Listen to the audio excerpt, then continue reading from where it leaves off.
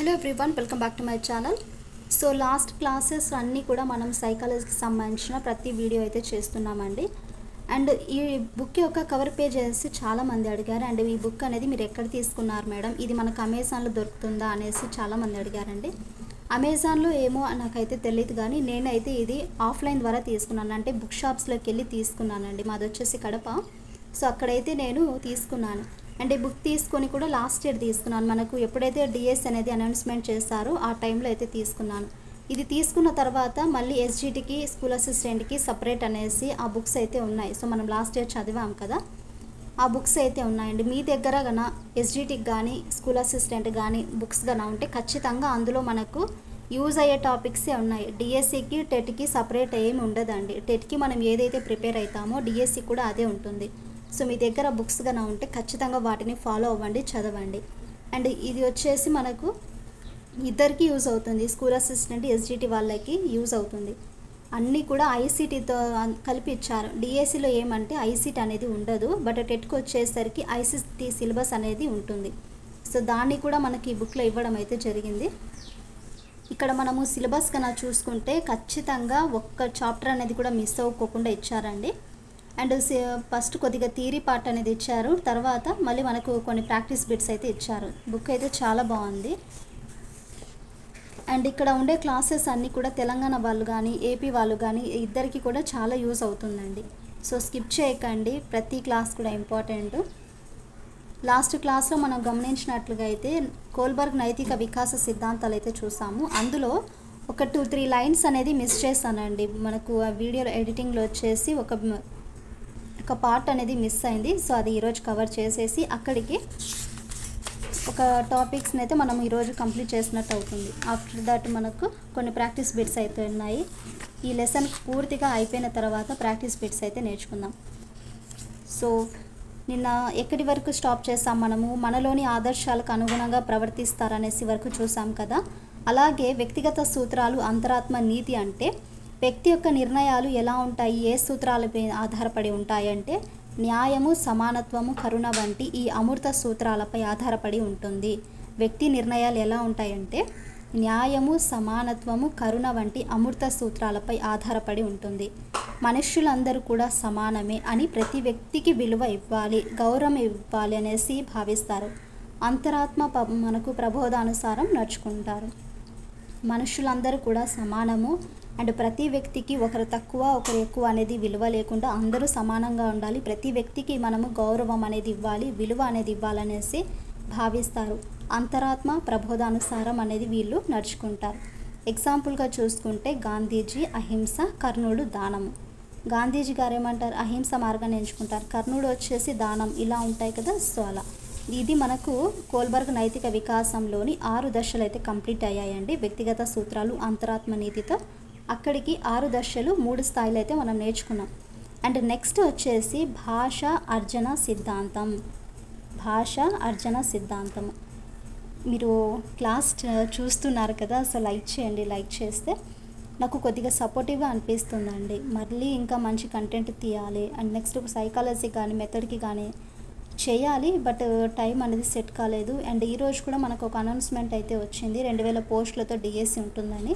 అక్కడికి మనకు ట్రాన్స్ఫర్ అయ్యేది ఎన్ని ఉంటాయి, రిటైర్డ్ అయిన వాళ్ళవి ఎన్ని ఉంటాయి, నెక్స్ట్ స్పెషల్ డిఎస్సికి ఉంటుందా. సో ఇవన్నీ పోస్ట్ అనేవి మ్యాక్సిమం మనకు ఏదో జస్ట్ ఒక 20 డేస్ అంతే అండి ఎక్స్టెండ్ చేసేది. 45 డేస్ తర్వాత మనకు మళ్ళీ టెట్ అంటే అప్పుడు మన పరిస్థితి ఏంటి, కొత్త వాళ్ళకు ఎప్పుడో వస్తుంది కదా అనుకున్నడం కంటే ఇప్పుడే అన్నీ నేర్చుకుంటే బెటర్ కదా. సో గత సంవత్సరంలో ఉండే మిస్టేక్స్ లేకుండా ఈ సంవత్సరం అన్న మంచిగా చదవాలి అందరు కూడా. సో హార్ట్ఫుల్గా నేను కూడా అందరినీ కోరుకుంటున్నానండి. సో ప్రతి ఒక్కరు కూడా జాబ్ అనేది రావాలి. ఓకే అండి, ఫస్ట్ మీరు క్లాస్ని లైక్ చేయండి, లైక్ చేసి క్లాస్ అనేది కంటిన్యూ చేయండి. భాష అర్జన సిద్ధాంతం అంటే అమెరికన్ భాషా కోవిదుడైన నామ్ చామ్స్కీ. భాషా సిద్ధాంతం అంటేనే మనం గుర్తుంచుకోవాల్సింది నామ్ చామ్స్కీ అండి. అమెరికన్ భాషా కోవిదుడైన నామ్ చామ్స్కీ ఈ సిద్ధాంతాన్ని ప్రతిపాదించారు. భాష అర్జన సిద్ధాంతాన్ని నామ్ చామ్స్కీ ఈ సిద్ధాంతాన్ని ప్రతిపాదించారు. భాషా సిద్ధాంతము అనుకరణ నిబంధన ద్వారా భాషా వికాసం అనేది జరుగుతుంది అనే స్కిన్నర్ వాదాన్ని ఈయన వ్యతిరేకించారు. దేనిని ఈయన వ్యతిరేకించారంటే అనుకరణ. సో అనుకరణ నిబంధన ద్వారా భాషా వికాసం జరుగుతుంది అనే స్కిన్నర్ వాదాన్ని ఈయన వ్యతిరేకించారు. ఎవరు? నోమ్ చామ్స్కీ అనే ఆయన ఈ యొక్క అనుకరణలు నిబంధన ద్వారా భాషా వికాసం జరుగుతుంటే ఎట్లా జరుగుతుందనేసి స్కిన్నర్ యొక్క వాదాన్ని ఈయన వ్యతిరేకించడం అయితే జరిగింది. ఒకసారి ఇక్కడ గమనించినట్లుగా అయితే నోమ్ చామ్స్కీ రాసిన గ్రంథాలు అయితే మనం ఇక్కడ చూడొచ్చండి. ఇందాక మనం ఫస్ట్ యూనిట్ అయితే చూసాం కదా, భాష అర్జత మనకు సిద్ధాంతం అనేసి, అలాగే సింటరిక్ స్ట్రక్చర్ కానీ, current issues and linguistic theory, government binding theory, biological inheritance of Sintex, ఇవన్నీ ఈయన రాసిన గ్రంథాలు. శిశువు పుట్టుకతోనే భాషను ఆర్జించే సహజ అంతర్గత సామర్థ్యంతో జన్మిస్తారు. శిశువు పుట్టుకతోనే భాషను ఆర్జించే సహజ అంతర్గత సామర్థ్యంతో జన్మిస్తారు. పుడతానే మనము భాషను అనేది ఆల్రెడీ నేర్చేసుకుని వస్తామనేసి ఈయన అన్నారు. శిశువు మెదడు భాషా నిర్మాణాలను కలిగి ఉంటుంది. శిశువు మెదడు యొక్క భాషా నిర్మాణాలను కలిగి ఉంటుంది. శిశువు యొక్క మెదడులో సార్వత్రిక భాషా విభాగం, యూనివర్సల్ లాంగ్వేజ్ ఫ్యాకల్టీ అనేది ఉంటుంది అనేసి ఈయన అన్నారు. శిశువు యొక్క మెదడులో ఏముంటుందనేసి ఈయన అన్నారు? సార్వత్రిక భాషా విభాగం, యూనివర్సల్ లాంగ్వేజ్ ఫ్యాకల్టీ ఉంటుందనేసి ఈయన చెప్పడం అయితే జరిగింది. అండ్ అలాగే శిశువు మెదడులో భాషా నిర్మాణానికి అవసరమైన నిర్మాణాలు ఉండి ఎప్పుడైతే వినికిడికి గురి అవుతాడో అప్పుడు అవి పనిచేయడం ప్రారంభిస్తాయి. దీనినే భాషా గ్రహణ యంత్రం, లాంగ్వేజ్ ఎక్వైజ్డ్ డివైసెస్గా పేర్కొన్నారండి. శిశువు మెదడులో భాషా నిర్మాణానికి అవసరమైన నిర్మాణాలు ఉండి ఎప్పుడైతే మనకు వినికిడి అనేది గురవుతుందో సో అప్పుడు పనిచేయడం అనేది ప్రారంభిస్తాయి. దానినే మనము భాషా గ్రహణ యంత్రం, లాంగ్వేజ్ చూడండి ఇక్కడ లాంగ్వేజ్ యాక్విస్ డివైసెస్గా పేర్కొన్నారు. శిశువు యొక్క మెదడులో భాషార్జన చేసే యంత్ర ఉపకరణాలు ఉంటాయనేసి చోమ్స్కీ పరికల్పన చేశారు. శిశువు యొక్క మెదడులో భాషార్జన చేసే యంత్ర ఉపకరణాలు ఉంటాయని చోమ్స్కీ పరికల్పన చేశారు. ఈ ల్యాడ్ అనే దాని గురించి మళ్ళీ నేను చెప్తానండి. ల్యాడ్ అనే మానవీయ భాషలకు అంతర్గత సూత్రాలుగా, సార్వత్రిక వ్యాకరణాంశాలుగా ఉండగలుగుతాయని భావించారు. శిశువు పరిసరాలలోని పెద్దల భాషను ల్యాడ్ యొక్క ఆధారంగా ప్రాథమిక భాషా దత్తాంశాన్ని, అర్థాన్ని, వ్యాకరణాంశాలను రూపొందించుకుంటాడు. అలాగే ఇక్కడ ల్యాడ్ అంటే ఏంటనేసి మీరు అనుకుంటారండి. భాషా అర్జన సిద్ధాంతం, లాంగ్వేజ్ ఎక్విజిషన్ థియరీ. శిశువు పరిసరాల్లోని పెద్దల భాషను ల్యాడ్ ఆధారంగా ప్రాథమిక దత్తాంశాన్ని అర్థం చేసుకొని వ్యాకరణాంశాలు అనేవి రూపొందించుకుంటాడు.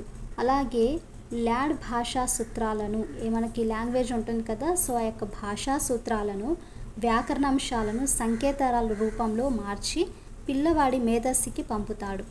దాంతోపాటు ఈ శిశువు మెదడు అనేది సార్వత్రిక భాషా సూత్రాలను అలాగే వ్యాకరణ నిర్మాణాలకు నిక్షిప్తం అనేది చేసుకుని ఆ సామర్థ్యాన్ని పుట్టుకతో కలిగి ఉంటారనేసి, ఇది ప్రపంచంలో అన్ని భాషలకు వర్తిస్తుందనేసి ఈయన పేర్కొన్నారు. పిల్లల యొక్క మెదడులో నిక్షిప్తమైన సార్వత్రిక వ్యాకరణ సూత్రాల నిర్మాణం ఆధారంగా పరిసరాలలోని నిర్మాణాలను అవగాహన చేసుకుంటారు. శిశువు యొక్క మెదడు ల్యాడ్లు ఉంటాయనేసి ఎల్ఏడి పరికల్పనను స్కిన్నర్ అండ్ పియాజే వ్యతిరేకించారు. సో ఇక్కడ ఈయన భాష అర్జత మనకు సిద్ధాంతం అనేది మన యొక్క శిశువులలో ఎలా ఉంటుంది అనే దాని గురించి ఎక్స్ప్లెయిన్ చేశారు. బట్ ఈయన చెప్పిందంతా కూడా కొంతమంది వ్యతిరేకించారు. ఈ శిశువు యొక్క మెదడు అనేది లాంగ్వేజ్ ఎక్విజిషన్ థియరీలు ఉంటాయనే పరికల్పనను స్కిన్నర్, పియాజే వ్యతిరేకించారు. నెక్స్ట్ వన్ వచ్చేసి వెరీ ఇంపార్టెంట్, ఇది మనకి మనోసాంఘిక వికాస సిద్ధాంతము, సైకో సోషల్ డెవలప్మెంట్ థియరీ గురించి. మనకు మనోసాంఘిక వికాసం సిద్ధాంతాన్ని ప్రతిపాదించింది ఎరిక్ ఎరిక్సన్ అండి. దీనిని ప్రతిపాదించింది ఎరిక్ ఎరిక్సన్ అనే మనోవిశ్లేషణవాది. సాంఘిక వికాస సిద్ధాంతాన్ని ప్రతిపాదించింది ఎవరు? Erik Erikson. ఇతను ఫ్రాయిడ్ యొక్క ముఖ్య అనుచరుడు. అహం మనోవిజ్ఞాన శాస్త్రవేత్త, ఈగో సైకాలజిస్ట్. అహం మనోవిజ్ఞాన శాస్త్రవేత్త. వ్యక్తి వికాసము సాంఘిక పరిసరాలతో జరిపే పరస్పర చర్యల ఫలితం అనేసి పేర్కొన్నారు. వ్యక్తి యొక్క వికాసము అతడు సాంఘిక పరిసరాలతో జరిపే పరస్పర చర్యల ఫలితంగా అనేసి పేర్కొన్నారు. వ్యక్తి అతడు సాంఘిక పరిసరాలతో జరుపుకునే మనకు పరస్పర చర్యలు ఉంటాయి కదా, సో ఆ పరస్పర చర్యల వల్ల ప్రవర్తన లక్షణాలను పొందుతాడు. ఈయన మళ్ళీ మనకు వ్యక్తి యొక్క జీవితాన్ని 8 దశలుగా వర్గీకరించారండి. అక్కడేమో కోల్బర్గ్ వచ్చేసి 6 దశలుగా వివరిస్తే, ఇక్కడ ఎరిక్ ఎరిక్సన్ వ్యక్తి యొక్క జీవితాన్ని 8 దశలుగా వర్గీకరించారు. ఎన్ని దశలుగా వర్గీకరించారు? 8 దశలుగా వర్గీకరించారు.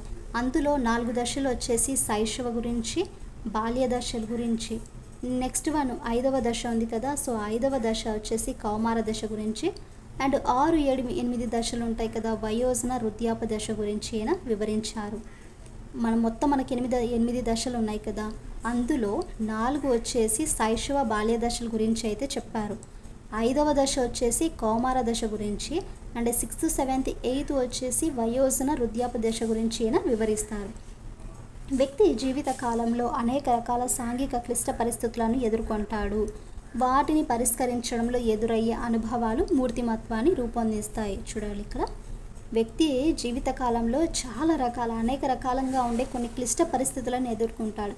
అండ్ వాటిని పరిష్కరించడంలో కొన్ని అనుభవాలు అనేది మనకు ఎదురవుతాయి. సో ఆ ఎదురయ్యే అనుభవాలనే మూర్తిమత్వాన్ని రూపొందిస్తాయి. ఇక్కడ మనము మనోసాంఘిక వికాస దశల గురించి అయితే 1 by 1 చూద్దామండి. పూర్వ శైశవ దశ అంటే 0 నుండి 1 లేదా 1 by 2 అంటే మనకు ½ year అలా చెప్పవచ్చు. అక్కడ ఎలా ఉంటుంది పిల్లవాడి యొక్క పరిస్థితి? నమ్మకం అపనమ్మకం మధ్య అయితే ఉంటుంది. గుణం లేదా లక్షణాలు ఎలా ఉంటాయంటే ఆశ. ఉత్తర శైశవ దశ వచ్చేసి 1 నుండి 3 years అయితే ఉంటుంది. స్వయం ప్రతిపత్తి, సంశయము, మనోబలము. అండ్ క్రీడా దశ వచ్చేసి 3 to 5 years అంటారు. దీన్నే మనం క్రీడా దశ అంటారు. చొరవ, అపరాధము, లక్ష్యం అనేది ఉంటుంది. పాఠశాల దశ చూసుకుంటే 6 to 12 years. శ్రమశీలత, ఆత్మన్యూనత అండ్ ఎబిలిటీస్ అనేవి ఉంటాయి, సామర్థ్యము. కౌమార దశ వచ్చేసి 12 to 20 years మధ్యలో అయితే ఉంటుంది. అప్పుడు ఎలా ఉంటారంటే పాత్ర గుర్తింపు, పాత్ర సందిగ్ధత అండ్ విశ్వసనీయత ఉంటారు. పూర్వ వయోజన దశలో చూసుకుంటే 20 to 30 years మనకు ఉంటాయి కదా, సో దాన్నే పూర్వ వయోజన దశ అంటారు. అక్కడ ఎలా ఉంటుందంటే సాన్నిహిత్యంగా ఏకాంతం అనేది కావాలనుకుంటారు. లక్షణం వచ్చేసి ప్రేమ. మధ్య వయోజన దశ వచ్చేసి 30 to 60, ఉత్పాదకత లేదా స్తబ్దత, సంరక్షణ. అండ్ వృద్ధాప దశ వచ్చేసి 60+ అండి, సమైక్యత, నిరాశ. అక్కడ మనకు లక్షణం ఎలా ఉంటుందంటే సూక్ష్మ బుద్ధి.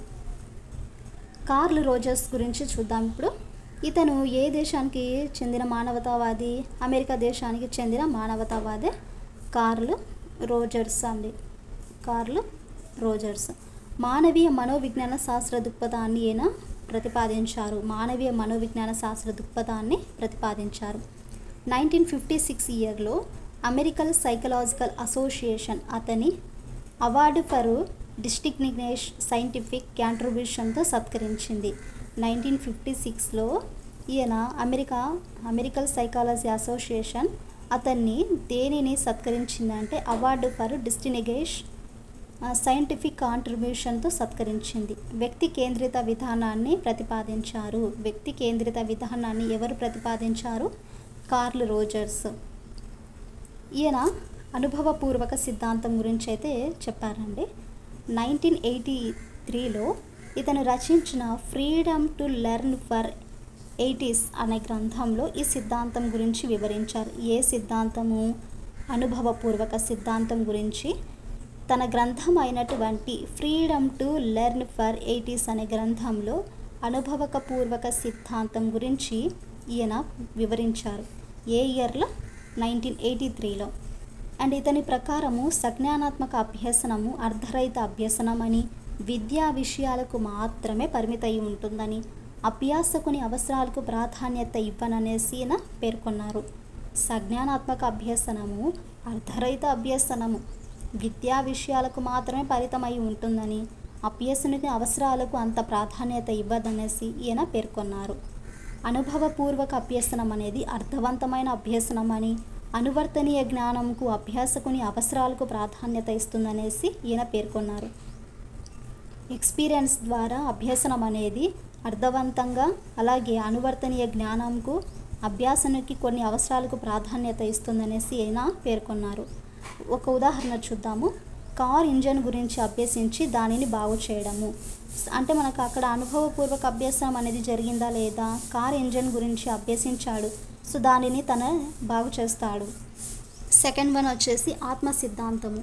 ఇది వ్యక్తిగతం ఆధారంగా రూపొందించబడిన సిద్ధాంతము ఆత్మ సిద్ధాంతం. వ్యక్తి అవసరాలే వ్యక్తి గమ్యాన్ని నిర్దేశిస్తాయి. అండ్ వ్యక్తి ఆదర్శాత్మక ఆత్మకు చేరుకోవడమే ఆత్మ సాక్షాత్కారం అని ఈయన పేర్కొన్నారండి. థర్డ్ వన్ వచ్చేసి ఆత్మభావన సిద్ధాంతం. నేను ఎలా ప్రవర్తిస్తున్నాను, ఈ ప్రపంచాన్ని ఎలా ప్రత్యక్షం చేసుకుంటాను అనే అంశాన్ని నిర్ణయిస్తుంది. అందులో మళ్ళీ మనకి 2 రకాలైతే ఉన్నాయి. అదేంటంటే వాస్తవిక ఆత్మభావన ప్రస్తుతం వ్యక్తి ఎలా ఉన్నాడో చెబుతుంది. ఆదర్శాత్మక ఆత్మభావన అంటే భవిష్యత్తులో వ్యక్తి ఎలా ఉండదలుచుకున్నాడో చెబుతుంది. ఆత్మభావన సిద్ధాంతం అంటే నేను ఎలా ప్రవర్తిస్తున్నాను, ఈ ప్రపంచాన్ని ఎలా ప్రత్యక్షం చేసుకుంటున్నాను అనే అంశాన్ని నిర్ణయిస్తుంది. అందులో మళ్ళీ మనకి ఎన్ని రకాలు ఉన్నాయి? 2 రకాలైతే ఉన్నాయి. వాస్తవిక ఆత్మభావన, ఆదర్శాత్మక ఆత్మభావన అని. వాస్తవిక ఆత్మభావన అంటే ప్రస్తుతం వ్యక్తి అనేది ఎలా ఉన్నాడో చెబుతుంది. ఆదర్శాత్మక ఆత్మభావన అంటే భవిష్యత్తులో వ్యక్తి ఎలా ఉండదలుచుకున్నాడో చెబుతుంది. నెక్స్ట్ వ్యక్తి ప్రయాణము వాస్తవిక ఆత్మభావన నుండి ఆదర్శాత్మక ఆత్మభావనకు చేరితే జీవితము పరిపూర్ణత అవుతుందనేసి ఆత్మభావన సిద్ధాంతంలో చూసాం ఇప్పుడు. సో ఇదండి ఈరోజు మనకు మనోసాంఘిక వికాస సిద్ధాంతం గురించి, అలాగే ఇక్కడ చూడండి భాష అర్జన సిద్ధాంతం గురించి, నోమ్ చోమ్స్కీ గురించి, అలాగే ఎరిక్ ఎరిక్సన్ గురించి కంప్లీట్గా 1 by 1 మనం ఈ వీడియోలో అయితే డిస్కస్ చేస్తాం. సో ఐ హోప్ మీకు ఈ వీడియోలో ఉండే ప్రతి ఇన్ఫర్మేషన్ కూడా అర్థమై ఉంటే మాత్రం ఖచ్చితంగా మీ ఒపీనియన్ని నాతో షేర్ చేసుకోండి. కింద కామెంట్ అయితే ఖచ్చితంగా చేయండి. అండ్ నెక్స్ట్ ఇక్కడితో ఈ చాప్టర్లో ఉండే కొన్ని సబ్ టాపిక్స్ కంప్లీట్ అయ్యాయి. నెక్స్ట్ వీడియోస్లో కొన్ని ప్రాక్టీస్ బిట్స్ అయితే నేర్చుకుందామండి. సో వాచ్ చేస్తూ ఉండండి, ప్రతి బిట్ కూడా ఇంపార్టెంట్. సో థియరీ పార్ట్ అయితే very very important.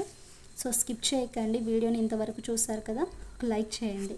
So like చేయండి, అలాగే మీ ఫ్రెండ్స్కి కూడా నచ్చితే షేర్ చేయండి. సబ్స్క్రైబ్ చేయడం మాత్రం మర్చిపోకండి.